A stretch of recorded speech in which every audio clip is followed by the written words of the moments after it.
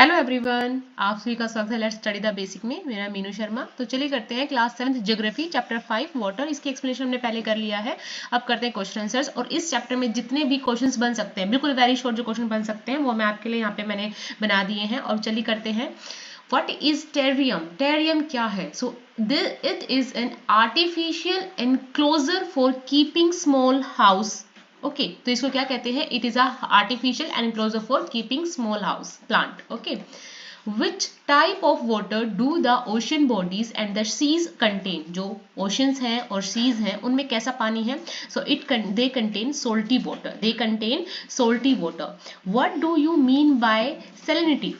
आप खारेपन से या नमकीन से क्या समझते हो? Salinity is the amount of salt, कि कितना अमाउंट प्रेजेंट है ग्राम में इन 1000 ग्राम ऑफ वाटर, कि 1000 ग्राम पानी में कितने ग्राम सोल्ट प्रेजेंट है, उसको हम बोलते हैं सैलिनिटी। ठीक है, मतलब उसकी खारता, क्षारीयता। What is the average salinity of the ocean? Ocean की कितनी होती है बेटा सैलिनिटी, कितना उसमें खारापन होता है? तो 35 पार्ट्स पर 1000 में इसको पहले हम यूनिट काउंट करते हैं, तो 35 पार्ट्स पर 1000। What is the salinity of the Dead Sea? Dead Sea का जिसमें बिल्कुल ही खारा पानी, उसमें कितना होगा? तो 75 पार्ट पर 1000। 75 पार्ट पर 1000। सिर्फ एक ऐसे ओशन, नॉर्मल ओशन में 35 और डेड सी में 45। Okay, Why do swimmers float in the Dead Sea? जो Dead Sea है उसमें जो swimmers हैं वो float कैसे कर पाते हैं? So swimmers float in the Dead Sea because the increased salt content makes it dense, कि जितना ज्यादा नमक होता है वो उसके घनत्व को, पानी के घनत्व को और बढ़ा देता है, डेंस कर देता है, इसलिए वो उस पे फ्लोट कर पाते हैं। What is the significance of World Water Day? अभी मैंने बताया था कि हम 22 मार्च को क्या मनाते हैं? World water day. World water day मनाते हैं। अब इसकी क्या थीम है? इसकी हमेशा थीम भी होती है और पहले पर्पस ही बताया जाता है कि हम क्यों मनाते हैं। So it is the need to conserve water is reinforced in different way, कि हम कैसे जो पानी है उसको बचा सकते हैं, कैसे उसके रिनफोर्स्ड के लिए नए नए हम डिफरेंट वेज को ढूंढ सकते हैं। What is tsunami? देखो टी साइलेंट होता है, सुनामी जापानीज वर्ड है। So tsunami is a Japanese word that means harbour waves, मतलब भयंकर तूफानी लहरें। As the harbour get destroyed whenever there is a tsunami, जब भी सुनामी आएगी तो पूरा बवंडर मचा देगी।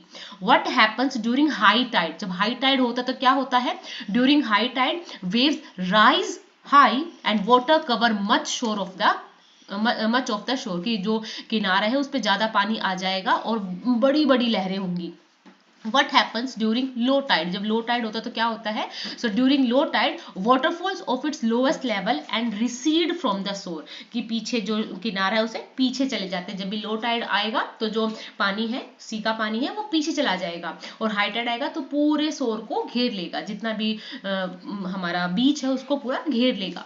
How are tides caused? Tide होते किस वजह से हैं? Due to the gravitational pull exerted by the sun and the moon on the earth surface cause tide, कि जब भी सन का और मून का ग्रेविटेशनल फोर्स अर्थ के सरफेस को पुल करता है तो उससे क्या बनते हैं? टाइड फॉर्म होते हैं। टाइड मतलब ऊंची ऊंची लहरें।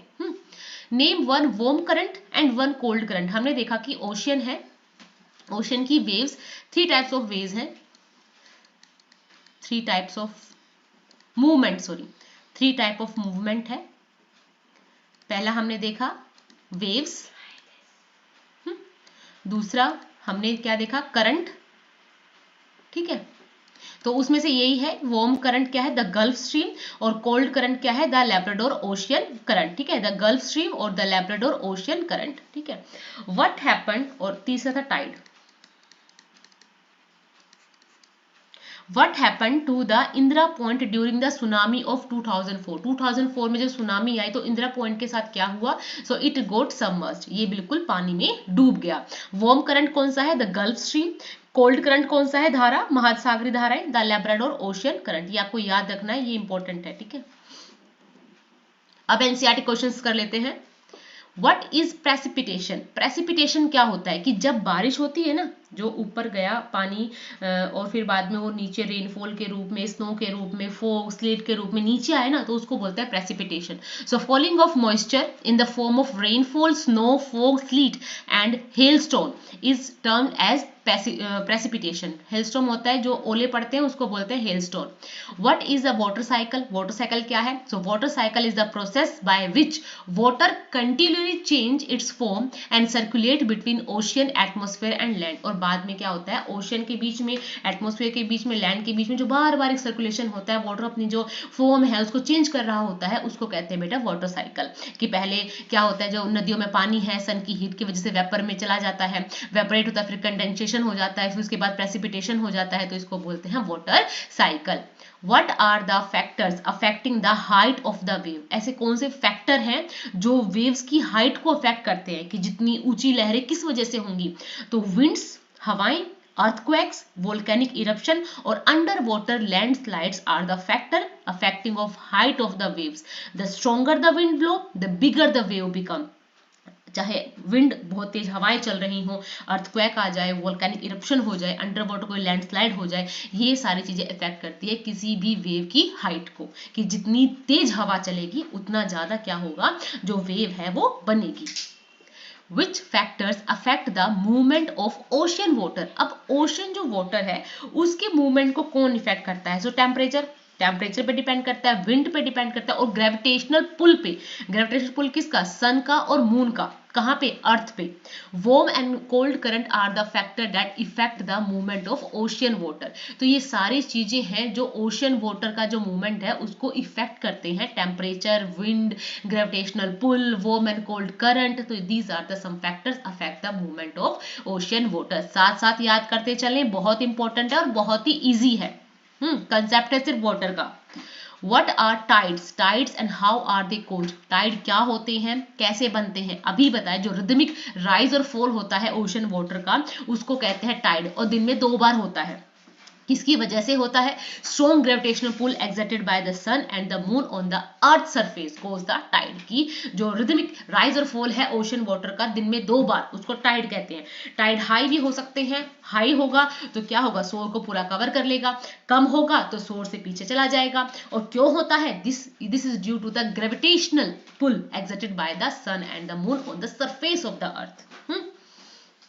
What are ocean current? अब ocean current क्या है? So ocean currents are streams of water. ये पानी के, जो ओशन का पानी है उसके बहने की तरीका है, बहने का एक फ्लो है जिसको हम करंट बोल रहे हैं। करंट, ये करंट वो बिजली वाला करंट नहीं है, ये करंट है धारा। क्या है बेटा? धारा। कुछ धाराएं कोल्ड होती है और कुछ जो करंट है वो वार्म होते हैं। और जहां ये मिलती है वो वाला एरिया जो मछली है उसको पकड़ने का बहुत अच्छा जगह हो जाता है। पर यहाँ पे आप नौका चलाएं नहीं कर सकते, आप यहाँ पे नाव नहीं चला सकते, ठीक है, शिप नहीं चला सकते। Ocean water is salty. अब रीजन बताना है क्यों है। So the water of ocean is salty as it contain a large amount of dissolved salt, कि इसमें बहुत बड़ी मात्रा में डिजोल्व सोल्ट होता है, that's why it is salty. The quality of water is deteriorating. So water is being used in judiciously, कि हम पानी को बिना सोचे समझे खर्च करते हैं या खत्म करते हैं। What ever portable water is available, it quality is not good, कि चाहे हमारे पास कितना ही पीने योग्य पानी है पर उसकी जो क्वालिटी है वो गुड नहीं है। It is because industrial effluent and untreated water of industries get mixed into stream and river। Actually आपको बताना है कि जो हमारा वाटर है वो इतना गंदा क्यों हो चुका है, इतना पोल्यूटेड क्यों हो चुका है। तो रीजन बताने की भाई जो इंडस्ट्रियल जो वेस्ट है, ठीक है, और ये सब चीजें नदियों में मिल जाती है। Sewerage water also get mixed into these water bodies, as a result the quality of water is deteriorating day by day, कि जैसे जैसे पानी में गंदगी मिलती जाएगी, सीवर का पानी हो गया, इंडस्ट्रियल वेस्ट हो गया, तो क्या होगा, जो पानी की क्वालिटी है वो अपने आप ही दिन ब दिन खत्म होती जाएगी, खराब होती जाएगी। Tick the correct answer. The process by which water continually change its form, circulate between ocean, atmosphere, land. इसको क्या कहते हैं? Water cycle.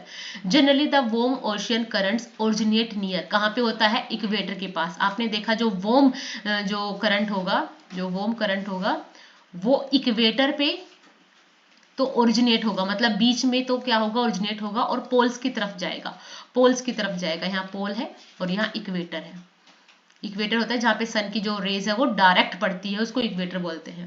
The rhythmic rise and fall of ocean water twice in a day is called tide, कि rhythmic rise और fall of ocean जो दिन में 2 बार होगा उसको टाइड कहेंगे। मैच द फॉलोइंग है, ये मैच ही है। कैस्पियन सी लार्जेस्ट लेक है, टाइड है, periodic rise and fall of water है, सुनामी स्ट्रॉन्ग सेस्मिक वेव्स की वजह से होता है, जो भूकंप की तरंगे हैं उनकी वजह से होता है। Ocean current, stream of water moving along definite path, किनका डेफिनेट पाथ होता है और घूमती है। ये वाटर साइकिल का ऐसा कुछ नहीं था। अब ये कुछ इंपॉर्टेंट क्वेश्चंस है जो बुक से बनते हैं, ठीक है, ये आपकी एनसीईआरटी उसमें नहीं है, बट ये कुछ इंपॉर्टेंट क्वेश्चंस है जो बन सकते हैं। So how are high tides important, कि हमारे लिए जो हाई टाइड्स है वो इंपॉर्टेंट कैसे हैं। So they help in navigation, navigation में हेल्प करते हैं। They raise the water level close to the shore, this help the ship to arrive at the harbour more easily, ship को चलने में काफी इजी हो जाएगा अगर हाई टाइड होगा। The high tides also help in fishing, fishing में बहुत हेल्प करता है।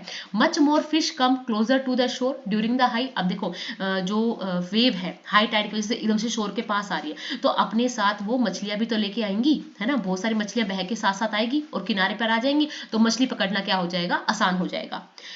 The rise and fall of water due to tides is being used to generate electricity in some places. अब कुछ टरबाइंस लगा देते हैं जो चलते रहते हैं, अगर पानी उस पर बार बार ऊपर नीचे से तेज से गिरता है तो टरबाइन चलते रहते हैं, जिससे जो इलेक्ट्रिसिटी है वो प्रोड्यूस होती है। तो इलेक्ट्रिसिटी प्रोड्यूस करने के लिए भी कई जगहों पे इनका यूज किया जाता है, नेविगेशन में यूज किया जाता है, मछलियां पकड़ने में यूज किया जाता है, और शिप को और अच्छे से चलाने में उनका यूज किया जाता है।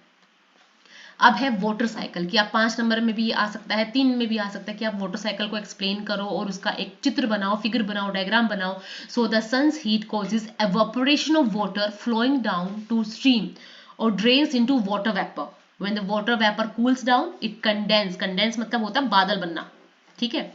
Start clouds, these clouds when become too heavy to float start falling on the land or sea in the form of rain, और जो ये गिरते हैं इसी को कहते हैं precipitation, ठीक है। यहाँ है evaporation होता है वेपर के रूप में जो पानी है उसका ऊपर जाना, condensation होता है बादल के रूप में बन जाना, ठोस अवस्था में बन जाना, यहाँ पे precipitation होता है उस ठोस का या उन बूंदों का यहाँ पे नीचे गिरना, प्रेसिपिटेशन होता है बारिश एक तरीके से, ठीक है, और फिर से वापस यहाँ कलेक्शन हो जाता है। ये साइकिल चलता ही रहता है, चलते रहता है, चलते रहता है। इसलिए एग्जांपल भी है कि शायद आज जो हरियाणा में हम पानी दे रहे हैं अपनी जो सिंचाई के लिए, इरिगेशन के लिए जो पानी यूज कर सकते हैं, कर रहे हैं, शायद हो सकता है कि हजारों सालों पहले, लाख या 100 साल पहले हम वो जो पानी है वो अमेज़न नदी का हो। तो जो वाटर साइकिल है वो चलता ही रहता है, ऐसा नहीं कि यहाँ का पानी यहीं पे बरस गया, नहीं, यहाँ का पानी कहीं भी बरस सकता है।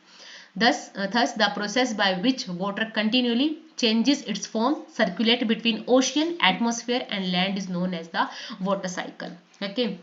आज के लिए इतना करते हैं, और आई होप आपको, जैसे मैं आपको समझा रही हूँ, आपको समझ में भी आ रहा है। ऐसी और वीडियोस के लिए हमारे चैनल को आप सब्सक्राइब करो। अगर आपके कोई क्वेरीज है या आपको कहीं कोई दिक्कत है तो आप हमें प्लीज़ हमें कमेंट कर सकते हैं, ताकि हम आपकी प्रॉब्लम्स को सोल्व कर सकें। और आप अगर कोई चेंजमेंट चाहते हैं कि मैं अपने पढ़ाने के तरीके में या किसी और चीज़ में कुछ चेंज करूँ, तो आप मुझे कमेंट कर सकते हैं, क्योंकि आपका कमेंट तो मेरे लिए यूजफुल ही होगा। Thank you and keep watching बच्चा।